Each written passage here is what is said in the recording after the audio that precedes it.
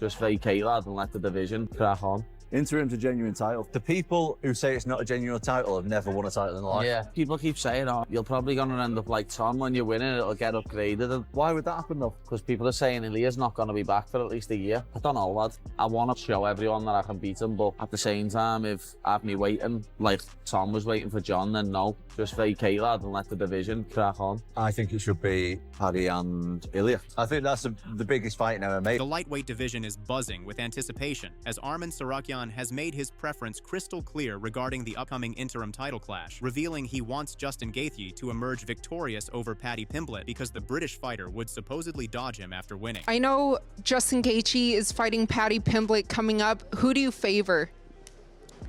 I want Justin to beat Paddy.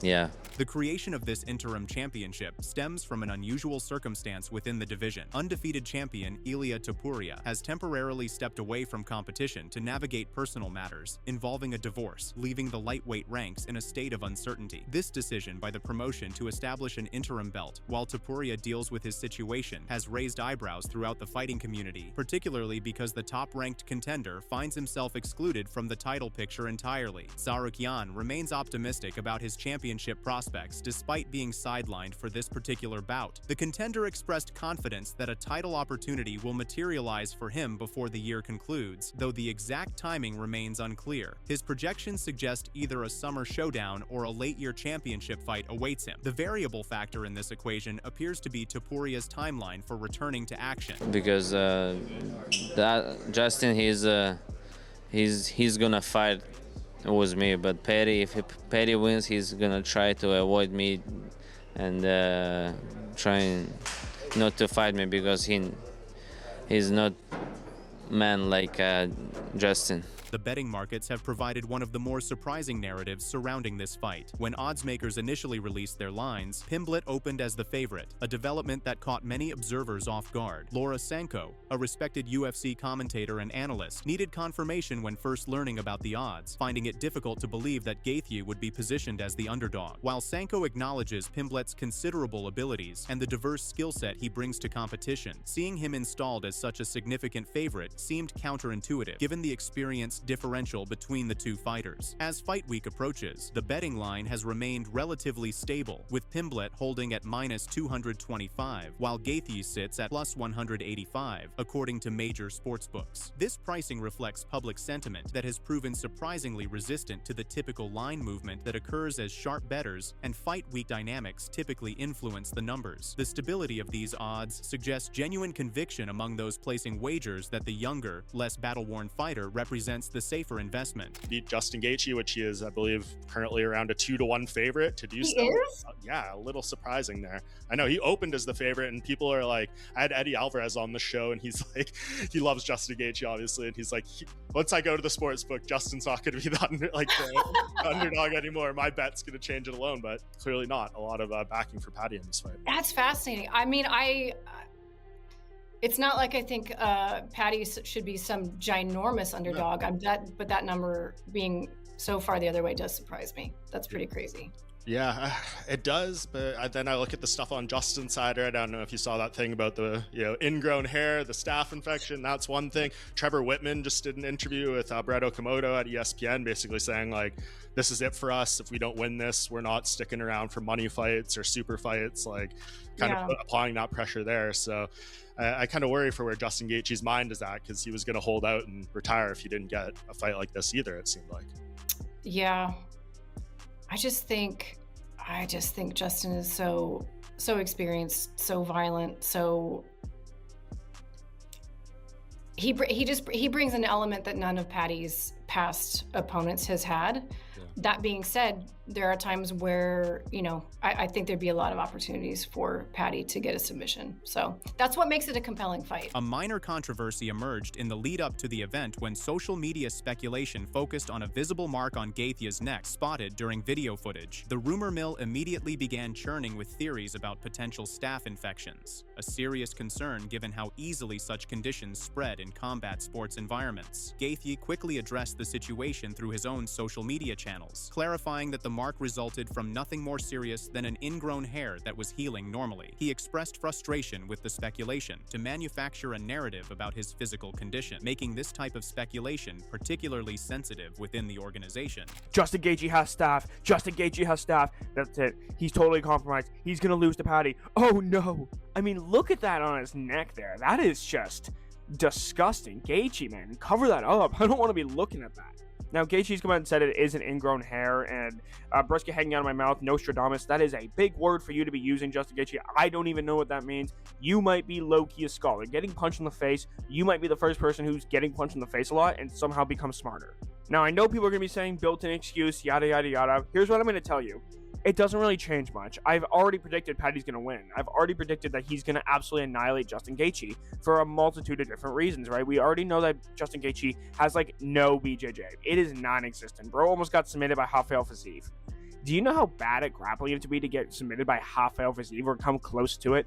No, this guy's cooked. If this fight touches the ground, it's game over. On the feet, at least Justin has a chance to land something, but the problem with Gaethje is that he's just not very precise with his shots. Like, he's not very good at actually landing the shot where he wants to. Like, yes, he's landing knockout shots due to his power, but he's not a precise puncher, like, at all. I think that Paddy's going to try to maintain the distance. He's going to utilize some of his crafty kicks, and I think he's going to eventually try to shoot a takedown, which he doesn't even have to get all the way. All he has to do is get Gaethje's back.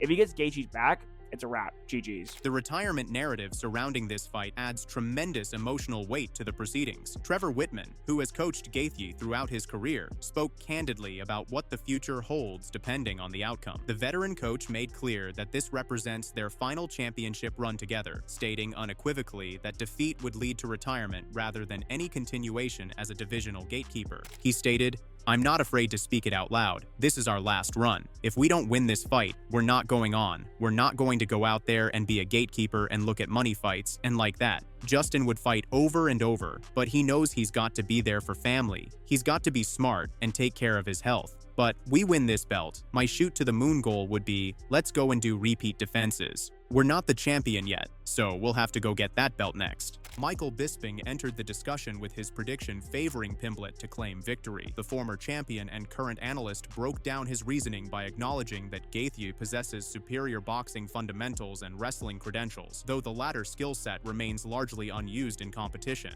Bisping noted that even if Gaethje chose to implement wrestling, taking Pimblett to the ground would present its own dangers given the British fighter's grappling prowess. The deciding factors in Bisping's analysis: at 31 years old, Pimblett remains in his athletic prime with relatively minimal wear from his professional career. Meanwhile, Gaethje has spent years engaging in the type of brutal striking exchanges that entertain audiences but exact a heavy physical toll as a decisive disadvantage against a younger opponent operating at peak physical condition. At 155 pounds, I don't see anyone beating Ilia Topuria. I just don't. Not Paddy, not Justin. Yeah, all right, there's Arman Tsarukyan out there, and he's the dark horse. Obviously, Paddy and Justin are fighting for the interim title. That's an interesting fight because Justin, better boxer, better wrestling, never uses the wrestling. Even if he did use the wrestling, you wouldn't really want to take Paddy Pimblett down. Paddy's a lot younger, a lot less miles on the clock, a lot less wear and tear. I'm kind of early leaning towards Paddy Pimblett in that fight. But who's the undisputed champ at the end of 2026? So yeah, 2026, Topuria will still be the champ. Yeah, there's Arman Tsarukyan out there, but I don't think that fight will materialize just yet. Pimblett himself has approached the fight with supreme confidence, predicting a knockout victory over his veteran opponent. The Liverpudlian has been working extensively with teammate Luke Riley during training camp to refine his striking arsenal. Riley brings an impressive knockout rate from his own undefeated UFC career, and Pimblett believes this partnership has elevated his technical striking to a level that surpasses what Gaethje brings to competition. The game plan involves using range management to keep the aggressive veteran on the outside before capitalizing with power strikes. Pimblett expressed genuine surprise when analyzing footage of how frequently Gaethje absorbs clean shots during his fights, suggesting this vulnerability represents an exploitable weakness. You're a bit of an Oliveira, but you know what I mean? It's a new style for him. You're not just the typical up-and-coming scrapper brawler that's going to get into a fun scrap with Gaethje. There's more intricacies to your game with the grappling as well. So how do you think you're going to get this one done? I think I finish him wherever the fight goes, to be honest. Obviously, I know he can bang, but every fight we get a breakdown made of our opponents, and it actually shocks me how much he gets hit. And I know he takes one to give one, but you can't really just do that at this level. That's why he's lost to people like Eddie Alvarez, Dustin Poirier, Charles, because you can't just take one to give one. And I'm not going to just be standing there to let him hit me back. You know what I mean? So be using me range, keeping him on the outside, and I've got a feeling I'm going to knock him out, to be honest. I don't know what it is. I've just got a sneaky suspicion I'm going to knock him out. You know, I've been doing a lot of rounds with Luke Riley for this camp, and Luke's got much better technical striking than Justin Gaethje, and I'm having a lot of success sparring with Luke. And obviously one of my coaches, Ellis, who used to fight himself, he's the exact same build as Justin. He's 5'10" with a 70-inch reach, and I've been doing rounds with him. He's literally, because he doesn't fight anymore, lad, and he's just a coach, he's just done Justin's style for me. He hasn't got his own style. He's been doing Justin for me, and just the bits what we're working, I can see me knocking him out or dropping him and then submitting him. People are going on about his takedown defense, but if I want to take him down, I will take him down, lad. Simple as. But I can see myself dropping him, ending up on top and either TKOing him or submitting him or TKOing him a ground and pound. Michael Chandler provided perhaps the most ambitious prediction by not only favoring Gaethje in the immediate matchup, but also projecting him to eventually defeat Topuria in a future unification bout. Given Chandler's recent experience sharing the cage with Pimblett in Miami, that first-hand encounter revealed qualities that casual observers might overlook, including Pimblett's reach advantage, versatile kicking game, and composure under pressure, bringing intensity and danger that few fighters in any division can match. The boldness of predicting Gaethje over the undefeated Topuria, a fighter Chandler has previously described as potentially the most technically skilled competitor in the entire organization, underscores his belief in the veteran's championship capabilities. But I also have been on record and said that Paddy Pimblett is better than a lot of people think he is. You know, because of his, his haircut and the way he talks and some of the, the strength of schedule. People don't give him a lot of credit, but when I fought him in April in Miami, I'm not going to say that I was surprised, because I was expecting the best version of Paddy, but he's better than a lot of people give him credit for. He's got long reach, good kicks, pretty darn patient and composed in there. But Gaethje's a whole different animal. So if I had to bet, which I can't, but if I had to lean one direction, I'd go Justin Gaethje, interim champion, and then he beats Ilia Topuria later on this year. Tony Ferguson offered psychological insights that transcended physical analysis. He focused on the mental baggage Gaethje carries from 2 previous unsuccessful championship attempts, suggesting these experiences create an emotional burden that resurfaces during title fights. The weight of repeated disappointment contrasts sharply with Pimblett's fresh enthusiasm about experiencing his first championship opportunity, unburdened by the ghosts of past failures. Paddy's not bad, dude. Paddy's not bad. He's very beatable, and Gaethje's very beatable as well. But when it goes into the passion and how upsetting Justin Gaethje has always been about not getting that real title shot, and they just keep dangling it right there again, Paddy's in for a new treat, right? Paddy's the one that's never fought for a belt. He's going in there. He's going to be trying to, get that stuff. He's going to feel a little bit more fresher. He's going to have that little bit of excitedness, in my opinion. Uriah Faber examined which fighter thrives when technical precision dissolves into chaotic violence. While both competitors willingly engage in warfare, Faber identified something distinctive about how Gaethje responds to mayhem, appearing genuinely energized when fights deteriorate into raw exchanges. Paddy Pimblett and Justin Gaethje, who do you favor in that fight? I gotta go with Gaethje. I feel like he's the one that loves to get down and throw fist for fist. And he's also got the Division I wrestling to negate some of the biggest skill sets of Paddy. Paddy's like a very dominant grappler when it comes to submissions. I think Gaethje has the tools to keep it where he wants it. Matt Brown expressed frustration with the matchmaking itself, arguing that Pimblett's rapid ascension reflects promotional priorities around marketability rather than competitive merit, particularly when compared to Tsarukyan's more accomplished resume. They're not even they're just basically saying Paddy's more popular, you're getting it over Arman. Yeah, it's kind of sad, right? And that's I mean, God, I hate how I kind of get into this too much, but I mean, that's really that's the definition of monopoly, where a single promoter owns the title and the rankings. and it's not a good thing for the sport, in my opinion. And I have to question what it's going to do for the longevity of the sport. I don't think in the short term it's really going to make a big difference, right? Like, it's going to sell the next fight, right? It's going to sell the next pay-per-view. But trends tend to come and go, right? Fads tend to come and go. At some point, like, to have staying power and lasting power, I think it requires, a meritocracy-based system. It's going to require, some, if you want to bring in guys like Arman Tsarukyan or Movsar Evloev, God, I always mess up how I say his name.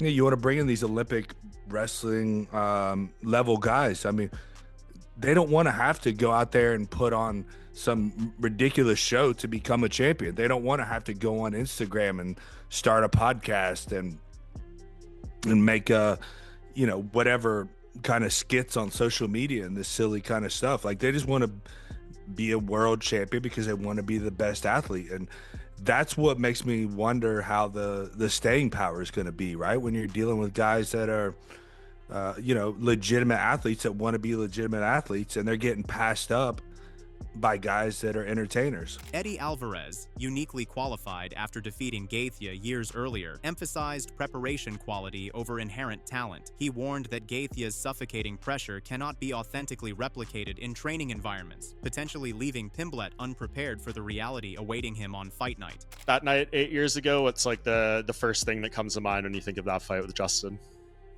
That I'm glad it's over and I never want to do it again. I'm like, the fans don't ever ask for a rematch or anything like that, because that would have never. I'm like, I'm glad. He's unique, man, and he's one of my favorite guys to watch. So like, but if you want to beat Justin Gaethje, you have to. So he's a forward fighter and a pressure fighter that he will stand in the pocket. And he's gonna throw everything he got in that pocket. If you don't meet him, you'll get chewed up. So Paddy, the way to beat a guy who like does this, very violent, aggressive pressure fighter, you have to meet him. You have to throw when he throws.